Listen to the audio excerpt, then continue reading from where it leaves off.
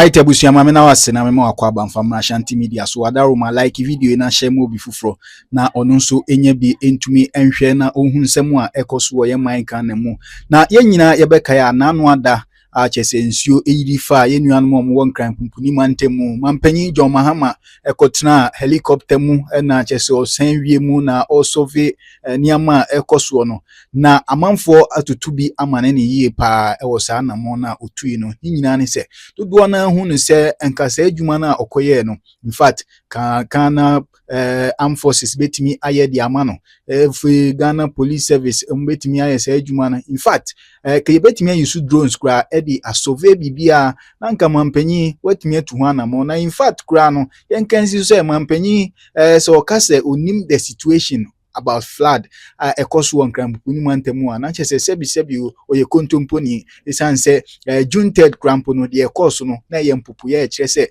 adekase bi ebetimi ato anansa ato yenchem kase ebetimi ato oman no titru nkram puni mantemu se kobase isuo eto a nti saade na mampanyi koye no ama Ghana fo bi omubuafu pa o achese omatutu bi amane mampanyi anya asem ketwa na yanjibre na yenkotie discussions ni bi ne nkomotwetwe akoso abre Jacob na transie na oni animdifo atwetwe nkomo na omu etuatua adwen na yenso yenche adwen emfa ho minimum say flood there is no new to us yenyina yenim flood say since Ghana ebaye there has been floods even before this particular flood.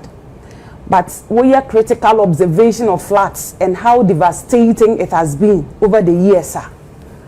Nobody will tell you, say, see during Mahama's era. And President Mahama enye president. And so, onye obia, obeka sebi, onimu de ekoso Ghana, onim bibia, onim Ghana sini obia ewo country we. All the politicians in Ghana, he's one of the most experienced. Enti say kasa. And my candidate say or ye novice ana obi a ontinyamase or tinyamase pa oni bibia. Ghana from north to east, south to west bibia papa nini. Na the eme one say NDC for sebi omo be kasa eya na omo kasa te say Ghana na yetimu no sebi ye mu bi ye nsua de ana ye nkenkan nti enimu hwe de ekoso before President Mahama free ade so in 2016 ye nyina ye kai de siye ewo on the 3rd of June 2015 meboana there was a twin disaster in Ghana. Honestly speaking, enkrofo ehwe omonkwa emma enkrofo like some up to enne omunim bebi omonkrofo ewo ensuo de omokọ wuntumi krampo nka say oh medofo na ensuo ne de ne koye no ebia ne graveyard ni a obetumi de flowers kra akoma no it's not there. That was how bad the situation was. Omampenyini ekufado baye no say we cannot continue like this as a country. Enti Oman and Crawford started eduma, and that was what brought about the Gary project. Na Madam Ekame Fefe or Hanomon. That's a Gary project now. Can once no video. Let me say I ready. Enti yen share bra mampena nadro ebegina odo river nano hano. Consultants no come in di no then support to agreement. It is a ready. Make a point where and sana would do video number. Okay. The point I want to make is this. He was the first person to identify, say, it was say yemfa a bold step in solving this problem. And that was how the Gary project was birthed. By him putting that into perspective. You say, a woman say June 3rd, and see one another dankwa ekufuado emreso.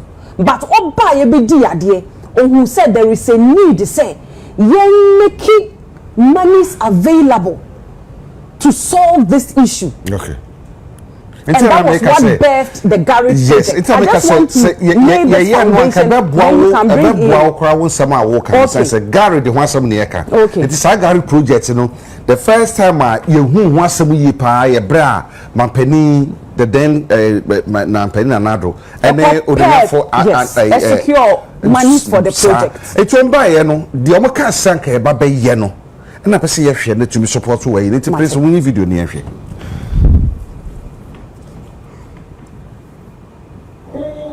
It's going to take about 6 months to complete this one. Then the Kwale Lagoon itself will take a longer time because that's where we have more composition of material, which needs to take a longer time, maybe about a year or two to finish. We're going to have recreational facilities. That is the sea outfall. So along we have recreational facilities, other infrastructure. We can have some hotels. We come at the end, and this makes the whole place. Then we're dredging all the way through cycle to Kwale Lagoon, where we call the Clep Interceptor. From there, we end up at the estuary into the sea. Before the commencement of the work, this is how the situation was. The channels were heavily silted. Along the channel, you can see very heavy siltation. So this is the beginning. Then during the process of the dredging, we had these situations. Gradually, we came up to the end. Then finally, this is the stage that we have reached. And then after that, there was a continuation to carry out the silting, because as we progress, more silt come and you have to continue dredging. Enti we bra garage project romo shase no hwemfoni a etwagu ye no a penina oye hono ye site engineer so ye dan yu na work na o kan say recreation said no hwemfoni na hotels ne ma eba bi ba sa odo river hu akopem kole no na nka enya semkoma kra na eba ne sei ene na make senka sa da no na mapeni sa nhihye kama sei eba ne se ne ntumi enuru hu a okay. And there have been a lot of projects that were undertaken during the whole Garage project initiative. You see, over 40 projects were going on. Apart from dredging, we are talking about big gutters and big drainage systems. But unfortunately, no. Ever since Omampenyini John Dramani Mahama bae, nobody has gone back to continue the project where the project was left off after the exit of Nana Addo Dankwa Akufo-Addo ne Dr. Mahmoud Bawumia. And the question ayen na ye bisa ye hone say adenti ena project no astalling because yen na ye kai say last year Omampenyini Ekte committee the deputy chief of staff a friend no Standogbe the I think he was the committee head so won't share about the flood situation in the country. Say after they were given a chopper to go up there and to assess the situation and by now dear omo de adwuma bi anasa omo beye bibi. But we are yet to even understand the essence of their travel, their committee, because from then, ever since our muko heard the ekoso. Mikai Krampo said there was a day in Suotoya somewhere last year. It was a very bad downpour. Emma, you Standogbe, updating the Facebook page. He was talking about football. And I remember that day, because your friend is Metro TV, so I was so angry about the whole situation because Juma say, "What they catch Ghana for the next thing we saw was that a lot of people were displaced, and we were on social media talking about football, just like we do in this country. Obiate died because the flood had stopped and everything went back to normal, but another year has come again, and still the until the free Mahama government to say to ensure say what happened last year doesn't repeat itself. And let me tell you something. World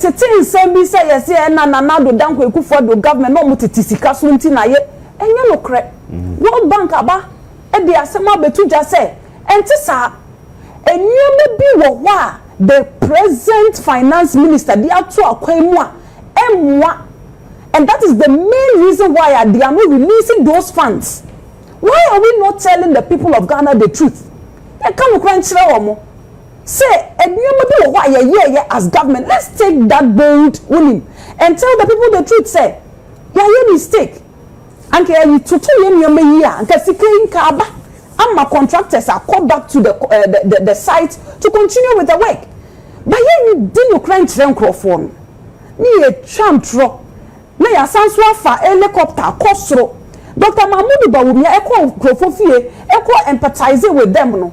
We saw everything wrong with that step now of fire no, and you were condemning it, but you never saw it wise to condemn your president and our president.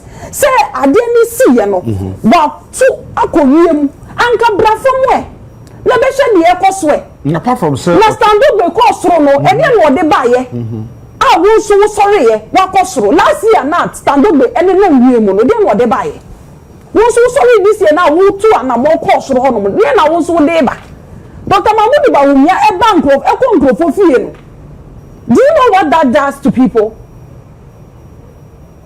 Se wo wi aho anase bibi asem tu na wo bi tu anamo kura ba ofie no de ne sakra tu wo sayem e tia wo e kasa kire wa e boost wo moral e ma wo ni se wo so se bi wo ka nipa ho na nka nipa de what is there more than say wo be kire nipa say you understand their situation and you are with them. And when we say Dr. Alhaji Mahmoud Bawumia onye president, but abadaye ewonimu onim how it feels for people to be in such situations and to on tun for wiem onye sa. Yes, share bibi ya can be assessment how to assess. No, me pacho my main fast me nkosi. Anyway, honestly speaking, sa national Thanksgiving service na omoye.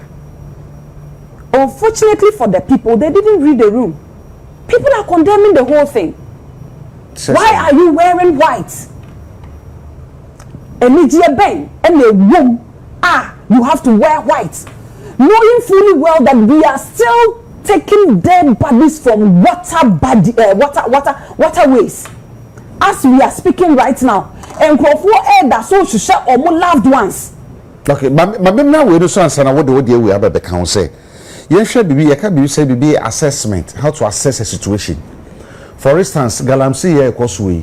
When am ka kwa hu say ekoso, but say wo full plane na so nam wiemu a. We need a clear picture of the situation on the grounds. Who ni ye chen say wo nam fam. And to assess flooding and no. Say odipa be nante from any say obefa wiemu as a assessment no. And we end the man with the clear picture of what is happening. The idea what one kasapo be who the ekwaso kasapa. Honestly speaking, no, as the NDC for no, they still do not understand. Say we are in a modern world. Na sebi, you say drones wo, and a drone system no say the city no.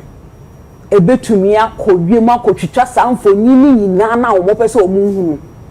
Even in his room or in their boardroom, they can sit there with pens and papers or probably their tablets or whatever and technical people while the drones are taking the footage no na enkrofo de adwene ema wo mo ho sebi enye me na mekire wo say there is drone and drones can do that work.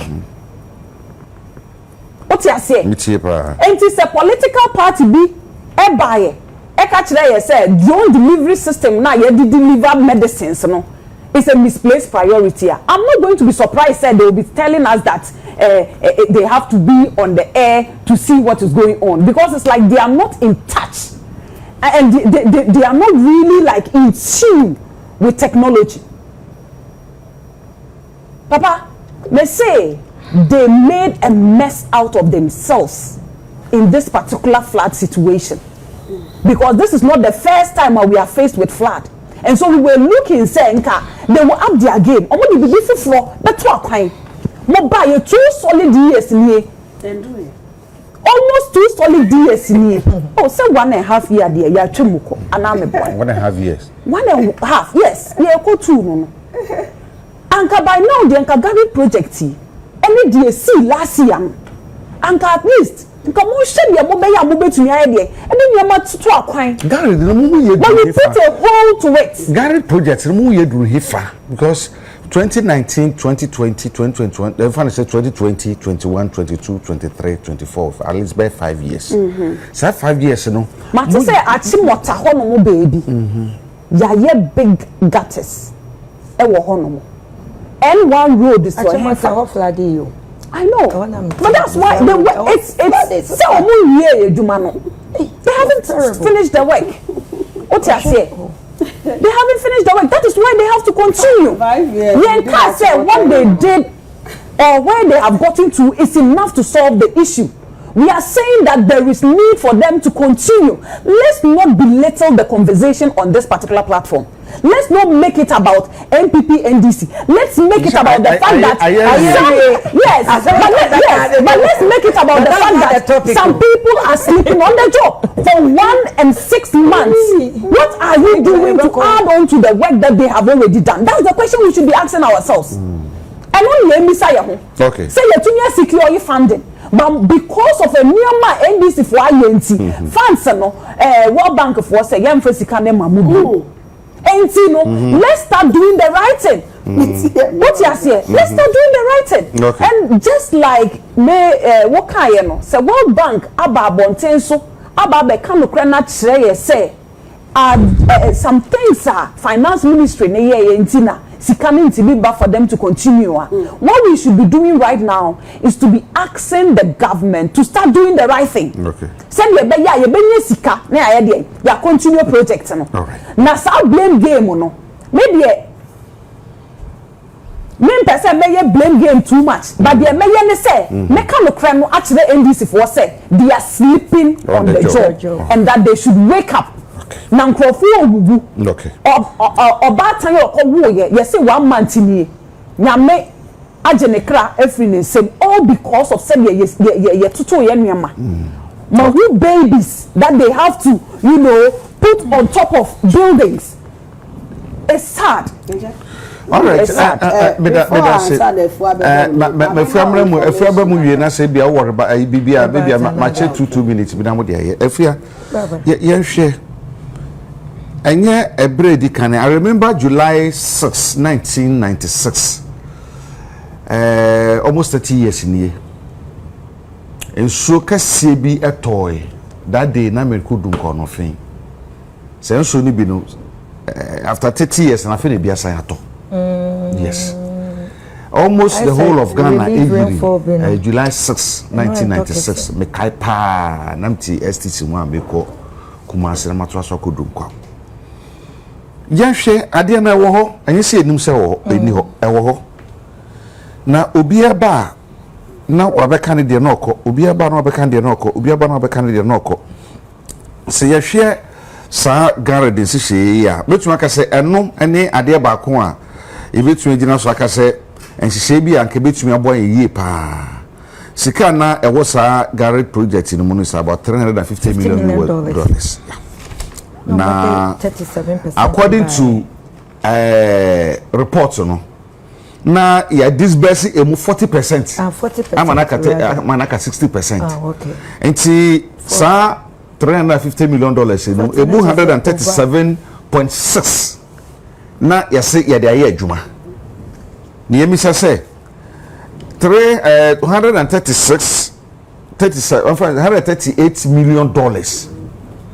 Siasia di adwuma paniam pa anuane pa anka situation mu nanka yewo na yanhwe abanda da no de oyeye abafufuru so ba ye do no so ababeye anywhere bank reports abayi no na me aminti o sima be du eja ma minchia watiefo na wahwefo na minchia United Party ebusia na minchia honorable Alankojo Chirmatin week boss for minchia mo makola na mama me hwaefe anope eja anope won sa wo ba mikita me yellow book GTP the great transformational plan.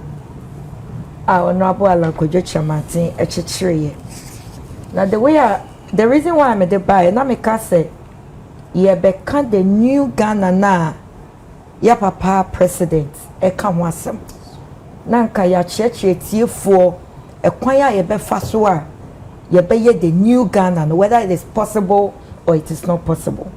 But as I did not divert it, because I hear politics, or be a politicize idea no. Now this issue, flood issue, yes, yeah. My mama will be bia no ho kan ye yakọ. Because that day no na me kwa Accra FM. But na ka mo ameko. Me do kwan mo na me ka che Uber driver and patcho sign. Because na ne mani huhu ni ne me video bi kwa na eja ehu. Na me yam hihye me. Say eh, anhwa mehwe me nkwa. Ti me sign me chi kodae na me monitor ne eko. Na enipa ewu enkofa hwe japade enkofa hwe omo nkwa. Yebema obi bia yakọ. Na eja sama esi wo Ghana no. I expose ye nyina. Eja kob na. I expose ye say. Expose ye nyina. Oka ye nyina sa. Obia. Me so meka ho. Oka ho. Meka ho. Mrs. Say you ti he ka ho. Obi biara ye di adwuma share wonsa I expose you. So we a politician, so we a lawyer. So we a doctor, so we a teacher, we a software, whatever we hear no.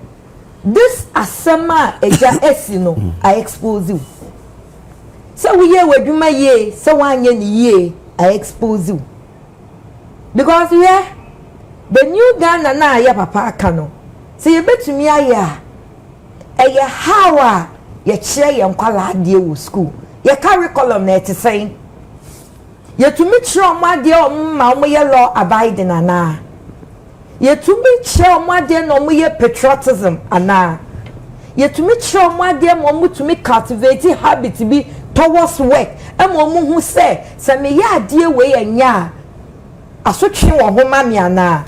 Hwe adano Japan ne Brazil e bo wie. Japan for ye dey. Almost the same video ho nyina. Very good. Ewie almost say dey extra letter. Eto hoda government no ase. So mo kwan kra mo ma ba ho. Amwa ba ho. Abetra hwe bo. Omo almost yes.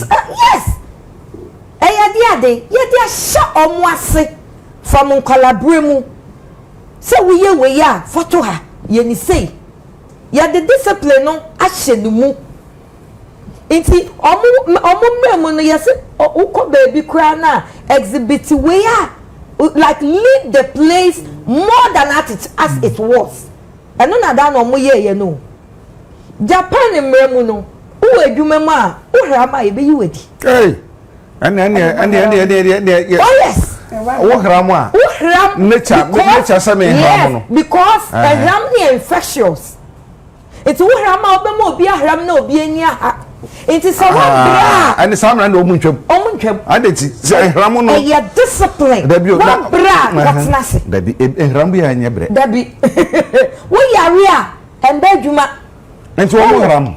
Ram. But I make say a ram no my chill. That shall not be cause that you are young. Why you are once you are working. You are oh yeah you can't ram. Why you first say my year juma you na say yes na say nature say me ram I say me dey juma na me ko ram na me samba na. Such a way say yen chill. Honorable ma pamu afia. Why am and then a attitude towards work, discipline. You instill in them whilst they are young. By ye day, question your curriculum, your child. I said, with the beer, make my years a culture, me letter. That's your CTV letter, so I said, me better about curriculum and Tessa. And then I make us a fladdy, exposing whoever or the policy be by saying,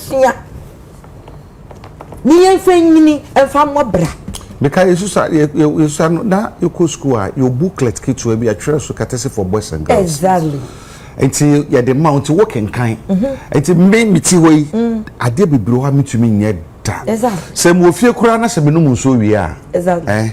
Se dem me demonstrate here you know. Me mo amane sa na bia to be mu.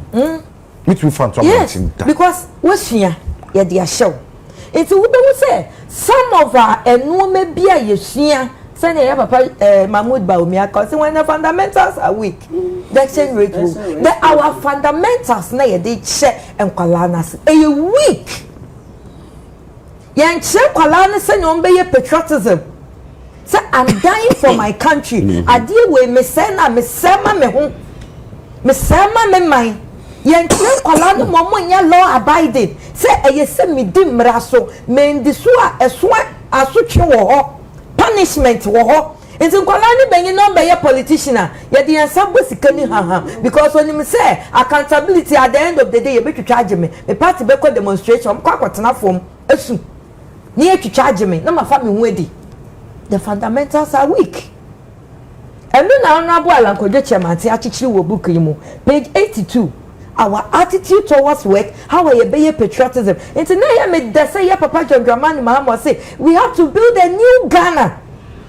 Nigeria ya be build ya just ya chassis fi baby a new Ghana of old mentality exactly so we can't do a new Ghana with old mentality so ya person ya building new Ghana we have to start with new things and be na mabubo so no any arrogance or power ye nya to me ya exhibit Nina ye say twem ye tuni adwen na twem na ya me ya pa se me nyanu mienu o mo divert topic no call baby a na ni say ye ko because ade we ya aba no so we ko we chi be kan wo de ye wo ye na se we nso be kan ne de no ye it expose all of us and obi anya hwe Mrs. Say kansem eya me yes for kansa asem no o kansem bi say nature atorancham a nature natural disaster nemo edu John Dramani abreswa in eba that is an unfortunate statement but eja say edu John Dramani abresu na eba oh mami read the intro me yes or cancer statement if you crunch the historian metro no say ade bi wo ho a e natural and ade bi wo ho a boni obi edi ato ho no obi tumi nya hu nsunsanso Exodus 25 as for I the Lord your God am a jealous God visiting the iniquity of the father upon the children and the third and the fourth generation boni MPP for di to ho no e hu nsunsanso ni nya na say how na natural disaster Mahama na deba boni MPP for edito ho edito ho sa MDC omobaye omate bola minister me ba cha mo bola minister mo sanitation minister enti munni ministerial bola bia sikafa ho sa omfanya bola. They were using the ministry for local government. Local government. Then people are brought local government to who? And almost Bola minister, which is sanitation. Make a company no. Sanitation and water resources. Yes, and almost and water resources. Two. Almost saying way your friend is saying Odona project no. Say and now can say musika ebi ebaye no. Secretariat for it. A whole secretariat ebaye. This flat task force NDC for atino. Ma allocated budget among. Ma allocate some allocated budget. Not yet. So Ebia is in the pipeline. Your sister don't be down no. Nanka me hu yanka yete sa tax force no. Nanka yate hu sika. Nia dia mom ni ehu sika yete ma mo anya hu adwuma. But in the previous government, you allocate sika. Asante Bola a ministry, a whole secretariat, a whole ministry. Some fancy Bola. So all these previous governments, yeah, okay, so 138 million Ghana cedis. Fakoso 97 million Ghana cedis cathedral sikanoso. Say yeah, and so cathedral no more to minimum so ni togu mu me yiriye. bonini bi no Sama boy won to me galamse oyeye eyiri ye no bonini bi no and you betumi aka so no no ye say so na so our court ya ye galamse wo ho and it's alleged say and it's in the law you say MPP abroso na Sama boy ho say so it's alleged fine and ho say ye into me attribute ni say bonini bi no keta see defense keta eno kra no enipa dasani ene ko bie dam no ene bufa so akosombo dam say obe spillage no say obe anticipate say ade ami ko bie ebe ku nipa ebe ye den metumi put measures bi ase mi bie na atwifa so kra na atorenchem ensia na esi ye de asam na ya papa na na do kokan o se mo kra mo nto aba ma me nka me ma ha me be ye den mo nto aba ma me na nyampa get us na ayampa. Are you there for a group of people or you are there for everybody? See the first and ye no e dey na asem na pokai also be ma Ashanti Media e demonstration tiamo. See defense I be blocking nsuo ma. It is the same way o politicizing na yes you dey be show say boni a wudi gu ho dream katasihye sika ye de hye wonsa enu ti we tumi akoye adwuma na na World Bank say adwuma na sika na ye de ma ye adwuma na ye tie release bi mu mamo gisi ye hu adwuma ni sunsanso na sa wo ka say atorancham president Mahama de bi oba na atorancham ba boni MPP fo digu ho enu ti na ye nso Mahama ba obesafa na as exodus e ka no eja. If we are serious as a nation and we want to go forward, now we want to bring brainy minds together to solve a problem. We should ignore the MPP. Not intra. They don't have anything to offer. Sure, if they have something to offer, and for the past 8 years, whatever solution or they buy towards flood, and can you say this time and can we young person can say task force be quiet? So for the past 8 years, when you brace say be boa, ama ya fight fladder. And can say to reach basic na eja and can you say you so massive? And can say you impact of what was done during the past 8 years, you know. And can say you impact, you know. But did we have the impact? Na me sister ka say achimata omo ye big dream achimata e ho flood ya me time na time it is omo ye big dreams and ka ho be flood ya and can you say flood na cars e season be hours na car bi am koma e wa achimata me ti ko benya into me road no okay what do you say na eye me ya na ba wo mi aninam and ba wo mi akọ o she kambu na ga so check Wellington boots ma dress ni ye sa mpaboa na o share ni ye share fan flade areas but when was the last time or cough any opposition no call ya only adwuma bia ye ofia na e call odi kope voter anything no call e ko be call oya vice president flade ensi wo krom ha ye mu so o call round e wo flade places. Yeah, papa for play. Or your president, we have to protect the president. He's not an ordinary person now. Bawumia right now is an ordinary person. He's a like flag bearer of the biggest opposition party in Ghana. No, the responsible opposition biggest party is UP. Asem we de bia meka. Until we have to protect the president. Yeah, papa Mahmoud Bawumia, omo list baby okoye. Every time now, okoni na me hockey to ebi no. Yes, Ghana hon kwa na flood ye. The whole Accra. Kwa benya wa ma ho, Domingo fo wi oba ho. Wa ma ho, achimota oba ho. Wa ma ho. Oko baby kakra bi odu baby kwa na kwa ya tia hwe no mu so no mu.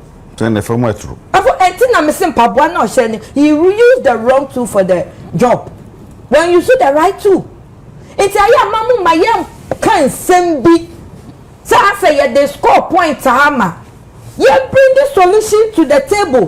Then you find you hear Madam Fubi wa campaign wo UK or engineer or CMPP abreso flat situation no only the investors anyway etna say a proposal e de ba ye say monji na yan hweso na yan fan solve flood way no oso aba ye oso ontua percentage bi answer I say how enra ofre me na o kan sam na kire me NPP time onne na investors o mo kito mo sika o nti ye be ye wi ana nka ma hwe o say just otua percentage ena odona makofa broni unse mo yi sa video me ka kire mo say sa guy na o chechem no ba na nka ese ye che no so na adwuma no because wo hwe na na do dan ko enim adata oditi asem na onim say mo ye hina no say yenye na na do na wa hu na enim na odi ne the way na wa ye na no oditi akwa no so pay rapt attention oh e dey rapt attention expression no onim say what are you saying your daughter has been here for so many years what you say ya say oye mapening and na project kase bi say koso and ogina won say o church dey ma say so pay attention no ti onim say onye how they are just no oye eja wo bi sa how we oye wanya den no chese no nya dey so be ye oye tu wana mo sa sika ye a omo UC $156 million uka dollars na wala 56 na ko egusu no e ya de keto hwe na nado hwe na glasses no hwe nanim show boy onim say yenye because odo na finti no kola bro onim say da ho yenye hwe wo ho e chire so aye be ba betim ni yakọ he knows they are representing something to the people just to make money, to get money from the World Bank to squander, and that is exactly what they did. Onim say onye and onye no yanye and yanye. If you can so do so onya opache sense. So ade no onya. Yeah. Akoba kokoji sika. Ankoba for so kwa World Bank for man sika. Eja sika no way. Impact no wa he. What $1 million so any cedi so. Etiafo any cedi so. Eye dollar so. Sisa ne be sisa ba ye sikem na he. Sisa sika we entumi nchichiri kura fufura. Eja bisa sisa sika we entumi nchichiri kura fufura. Yeah. Me see sisa sika we yeah. And for the past 8 years and to ranch him we yesia. Eni senka yenya sa impact we ya ye moba ye rahui ene ya papa cry ye quarters give you almost 60 days kwa ye so wacha white or the akọ enipa ewu obi kwa ewu ase etumi sha white ye na yi eni wo ye individual so bi wu a dressing code yes white etumi sha white ye na yi but we will play politics with everything.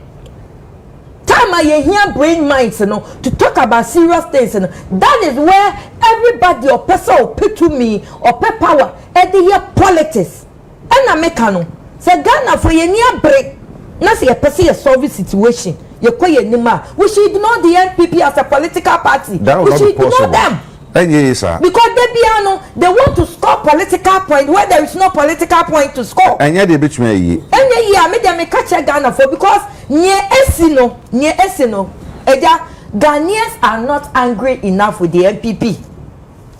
We are not angry enough with them.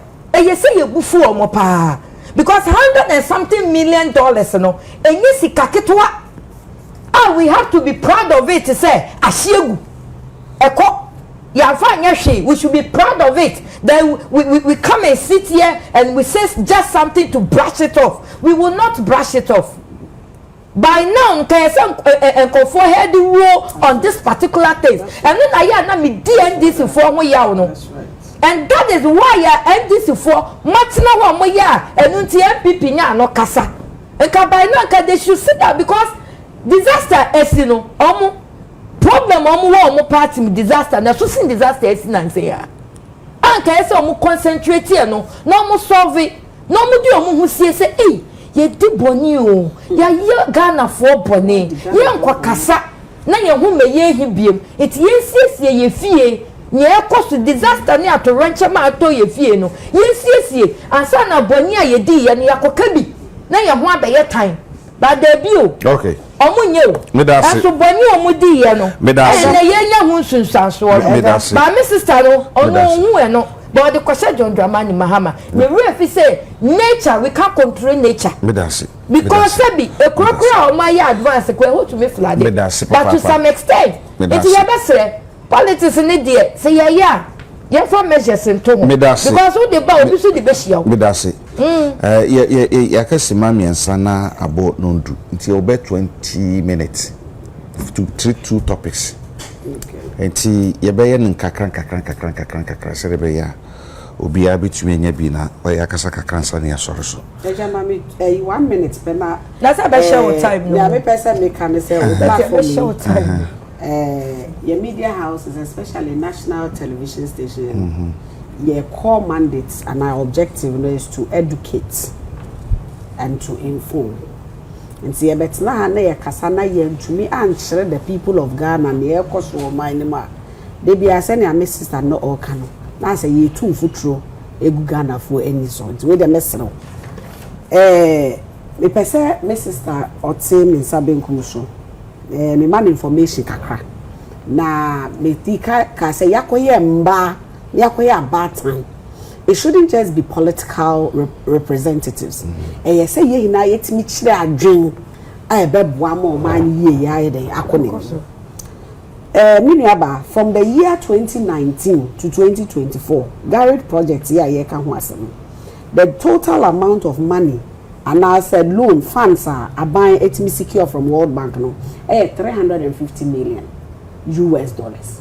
Out of it no Abaya no etimi withdraw 103 million. 103 million since the entire mema was information no. Clearly mo hwe ne ye the 22.1 million go into training. Million US dollars. Aye 22.1 million US dollars. Training nkwa. Say you dey share ya dey say you get aye. Yeah, the 7.9 million was spent on consultancy. But now was showcase so consultancy 7.9 million US dollars. Yeah, the 60.8 million, which was 59% of the total amount. Yeah, the COVID-19. And I did 1.68 million US dollars. So you did procure vehicles. In all, no, sir, we share in actual sense, say my 10 cities are about 9 cities was spent on unrelated areas. And near man are controlled. It's and yes, I buy not this no or ye bibi. But currently, when it comes to World Bank Sikana, they want to align procure expenses with the actual money. So clearly no one bet me account for every penny that comes into the system. Right. It's that information me person me that's information the amount. Now so also information the amount no. Yeah, it's 2 minutes per. Okay. And see anopa we I say yete hanomo na some of us are trying not to be political no ebinim adwene say omo na wiase mu ha nyina sebi wisdom ewo omutim. Unfortunately for that for Franto people me at times I feel for them because am I confused omunim so omo current political party na government no na di ade anasa omo opposition omunim they are confused. When it comes to issues of national interest, how to even address the situation. Whether they are talking for the people or they are talking for themselves. We to me anopa we ade my sister here wa hanu munyi na wutumi hu say oyaw disappointment na wo munyaye as a result of the electoral defeat Dr. Mahmoud Bawumia edema omo penyini ntini as anytime bia ye bebo Dr. Mahmoud Bawumia dino they start losing their minds and they just cannot articulate. Sir. Yes. My man can be being chiro. From beginning no Makachao said Garrett project ya ye kan ho asem yi krampo no anka yin na na do dan kwa time one anka yin nya hwe kra em fire no nka say yes something to even mitigate flooding. Well, We should applaud them for that. They just know how my to sister, create a please, loop. when you were talking, I didn't say know how to create a loop. What you saying? You should even be applauding the man. Say, idea you see here, abra no one here omampeni krampo no buy otu one more. You should be applauding for him. But you are not doing that, and I will not fault you because it's a political thing. But see, and I make someone chiro. Now me person boss some of the projects are yeah. Are you aware say as part of the garage project now they were able to build your friend say alarm system they be to media catch them microphone say hey munya careful na nso beto enso ne to ebe yiri enti mu amotete han because Ghana ha yen nyina yen bebi it's flood proof and we have done it away almost say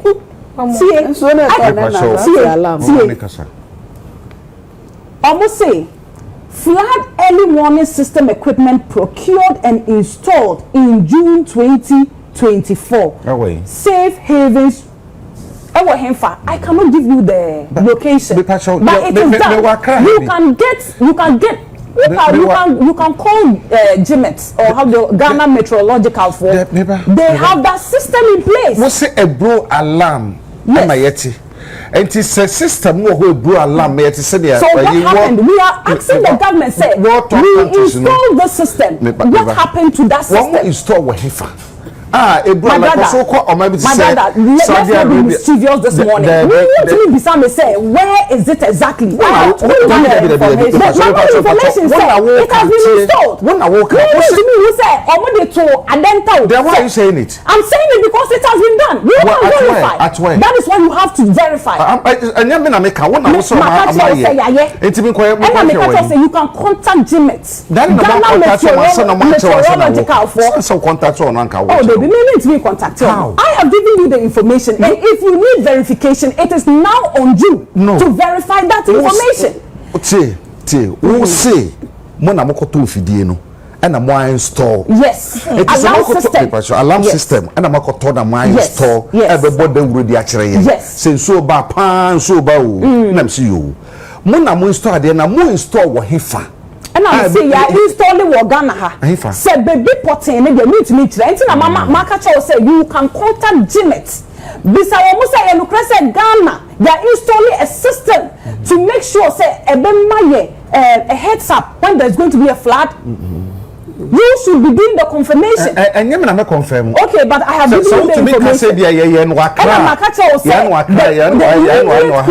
immediate people you can contact to verify what I have told you is GMET. It is now left on to you and the good people of Ghana to verify. Okay. So the waka. Oh, then I'll get you that information. If you want to know exactly where it is located, I will tell you. Say MPP before we left government, we were able to install an alarm system to inform the country say flood the sea. There is a system in place that should tell us. The question I am asking those people responsible for that particular unit and say, why is it that they didn't give us a heads up? That was 2024, right? Yes, in June 2024, before we left government. June. Yeah, sir. And I'm installed my information. They say we installed a flood. They call it a flood early warning system equipment. Yes. Yeah. And you completed the Atomic East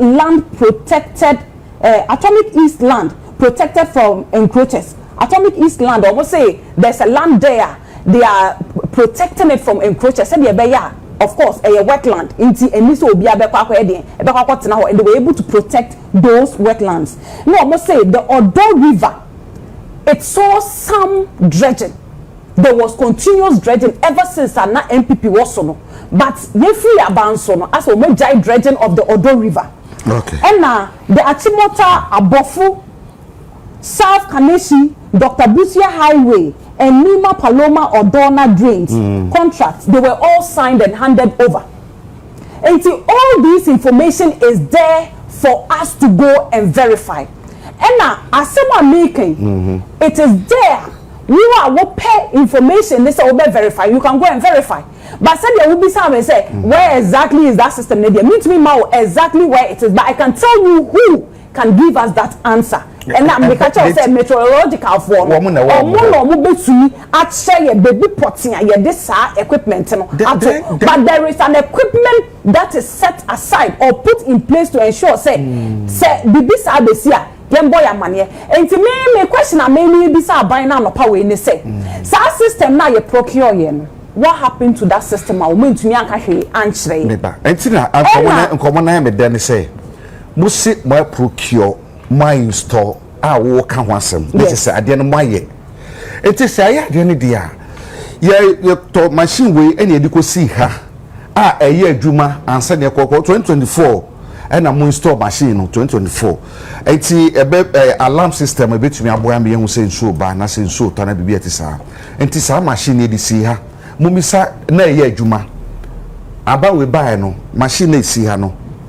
Ewo he.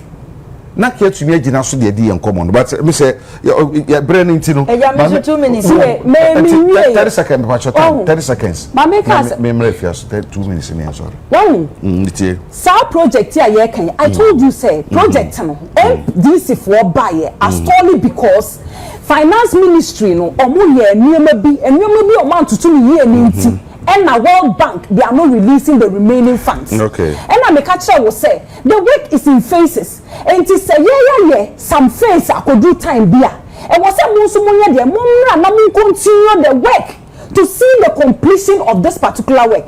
Now, someone now can say, me say, your friend is saying, the president's time on Kwane ya Torrentem etono, and that I didn't say it well. Again, the church say mankan ye. Again, the church say me mankan ye. The president himself can say, I'm a boninti. Okay. And so ento Ghana. So no buy with a mo pa. Na so na to abrosua and one share say you bit no ye de aso ano na ye ba betna let's not reduce the conversation to just insulting leaders. Let's upgrade the conversation and tell people what we have achieved. Na stand up before committee na almost set here no when this almost if you 1 minute if you 2 minutes na 2 minutes na interior minister only here koso when it comes to ye ba ye no and to you people what confused Mompa be na monjana so obi a wa provide solution a ene na ebetumi aboa ma better Ghana ba eyeme adintra na some me boss ana Betty Wanti from the very beginning education the basics me boy say you come here we educate the crowd na no pay eyeme na recycle na the kind of dey you my heading wo wi asisi a and so be that you communicate discipline pacho to so you my heading wo wi asisi a so be MPP communicator because yeah no omo fi say ya better but omo fi say you fifie o ye nim ne wo fie ho they are bitter what they say ye nim ne wo fie ho. It is a better how kasi I better. I won't fault you. Media too. Nanka maya better no. Nanka sabi u Jimmy and my best so. Sabi when Jimmy. I'm not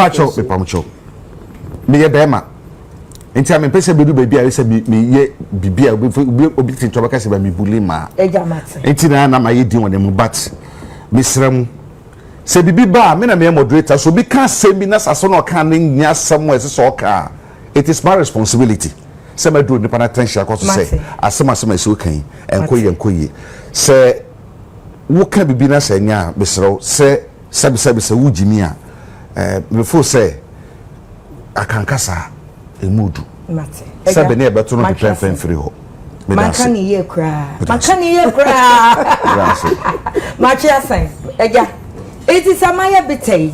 So me wa dia na se koswa. Say make asem be say the responsible opposition right now in Ghana is UP. Because Sebi, the Biameka somewhere said the fact that I'm in opposition does not mean say government ne ya dia ne ya mamenka or ya dia ne nyame matna ha bi say NDC for say omon kire ye galamsey site in show back when ya te jameka ada eno no menkan dia NDC na samu dia ye katia mo a mo say ya ye beta how when I ye beta say mo a mo pam nkofo fi party mu pam Kennedy Japan ye petitions ye petition against Afoko. When I have better say party, petition now, okay. Oh, that you are not saying, won't say, I'm not going for petition, I'm diverting the conversation. We are on the Sabita, no, ya tia bread, UP, ya tia bread, and so when now, I say, ya store alarm near a young would take. It's a lie. I didn't tell ya chairman is on kind of. Also, my store in 2024. I send you messages to say, Kikabi Chomo, ya store, no, when you fall so, and no Kikabi Chay, or when you would take ya store alarm. What's our call this as a way? And so, no, I started to Ahumachi around 4. Maybe say, make me bread now into me, you'll be a very observant and will no maybe won't. A toya and ensure a toya no, a ensure and take a sit. A top breo and tea gravity at the tunnel, the same thing at the top. It's a no, a cook for me. Now, my water table, now your mantle. It's a lamb or what? It's a man for your neck. So I love no man in store, baby, me and me and son. And then I would even cast some for the whole Ghana or the whole Accra. Here. Okay. So Ghana, you near say about your Maya. We should ignore these lies, MPP. But that's it. I want to trust some about Miakwano, yet to meet time and say, oh, didn't try. Why?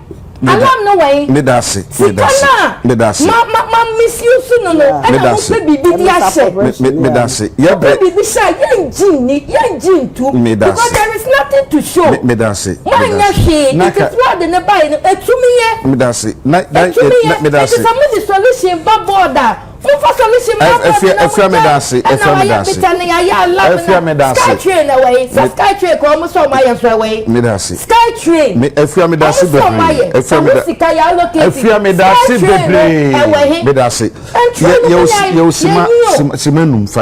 Ghanaians are descending. You become blaster Kakrania, sorry. Blaster,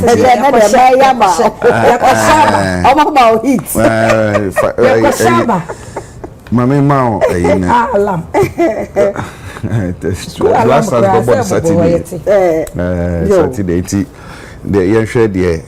Quite a referee, no Martinez. I Ghana, yan England in your penalty one farmer. Sorry. Enra, I beg your minister in the gar. Na Osha near penalty. Bojima.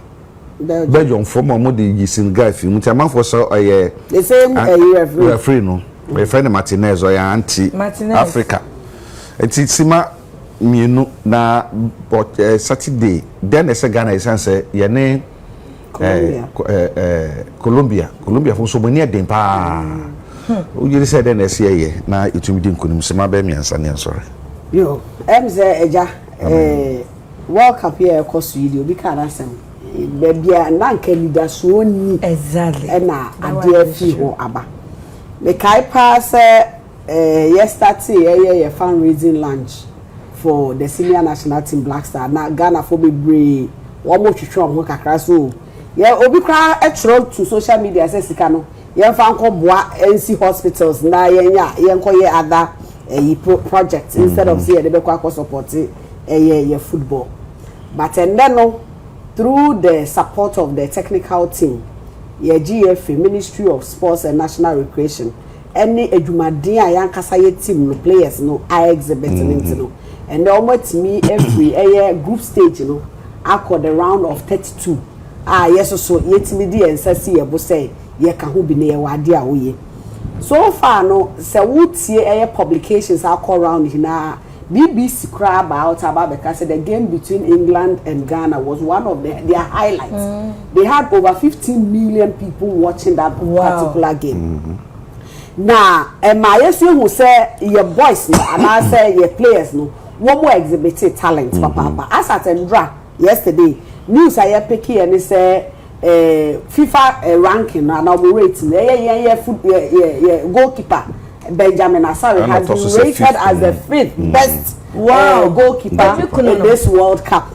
The boys are representing Ghana very well, and I must say we are very proud of them. Nyame aduma Saturday I am matching and anopano a game na eba between Ghana and Colombia. Media may expect to say ye team no and I am member no betimi ama ye decisive win. Enkonko ye say oh ye kobo penalties and I say bibisa it should be a decisive win for the Black Stars and the elevate the round of 16 because we were Jide Soronko e wo team na ye dema. E jade ba kwa me observe here say obehu a lot of your players look at you. And see, and with the technical experience of the coach, no, won't say a certain style of play be at the aba aguframano so ama bibia e papa. It's immediately we say when I have the platform like this, I may say football do not say a game of chance, but maybe me say you may the sakwanya way so free. Yen nanum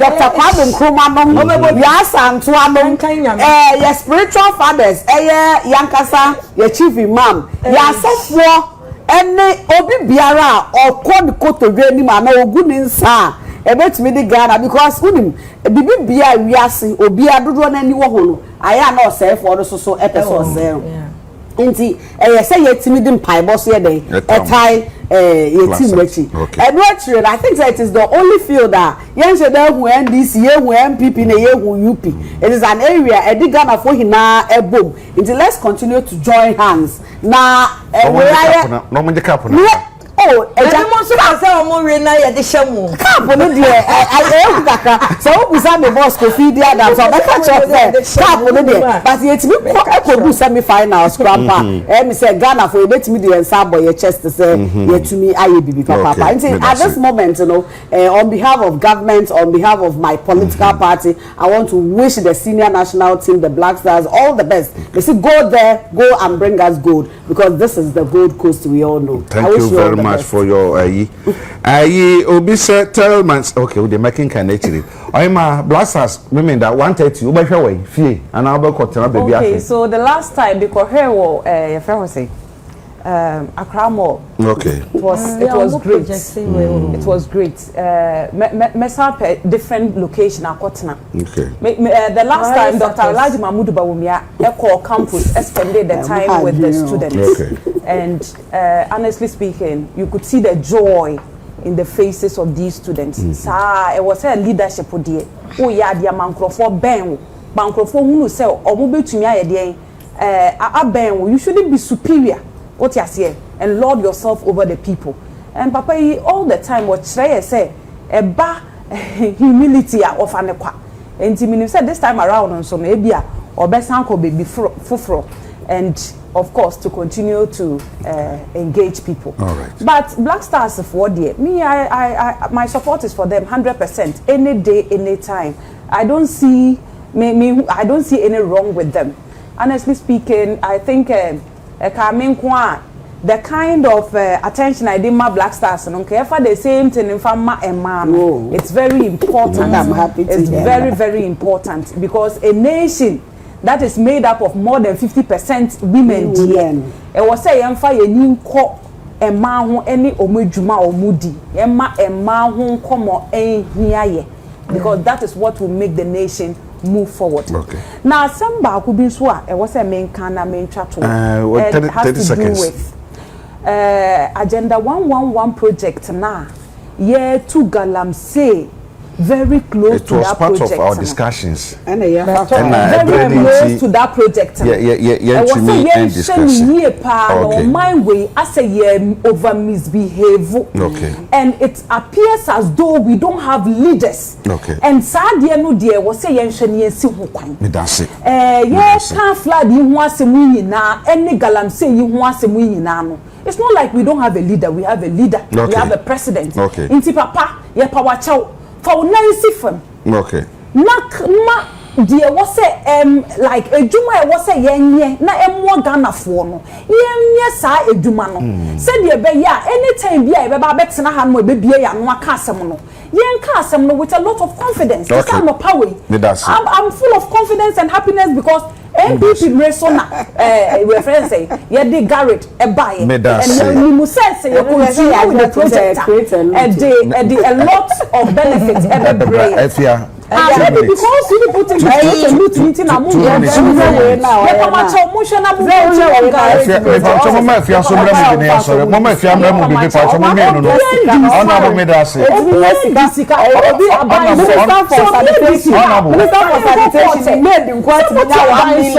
$1 million minister Black Stars to me no boys no omaya dear. Yes. From the beginning the formation of the team no be any hope. Even our first match me for Uber driver ni so onye Ghanaian because beside the prediction say oseme dem ye Ghanaian na boys we go musika no mo kope asamo kan no. But they've proven so many people wrong. Emma, at this moment, yetumi a qualify. Na eja, me the masemu jinani mi jidie she coach na sembi okaye. O say, first stages in the na ye prelims. Afei no mo best start match the real game no. E ho na me fa me kran shen free. Say coach na ka che say, boy na nkwala ne boy no. Ono enka ho afei ne yeko na so far no as African countries no omo mabobo omo de na ye disappointing kakra but yen Ghana for de yen ye bompa ye atai omochi omunya akukuduro emfemfesi ye begu nsan ye se ye gu nsan ye begu ye be swi rozi ye be se ye so ye se ye ko frensuo ye be frɛ ya ye be frɛ motia ye be frɛ ye bi bia ye be frɛ ni akota boy ya ye ko boy ebi mu pese boy si lose ni e de sha by net so because they want to score political point because obi ko he ball cry ye de score political point no ball he so ye de score political point ebi be na e kasa no honey circles na me na you people no ko he dabi table aye to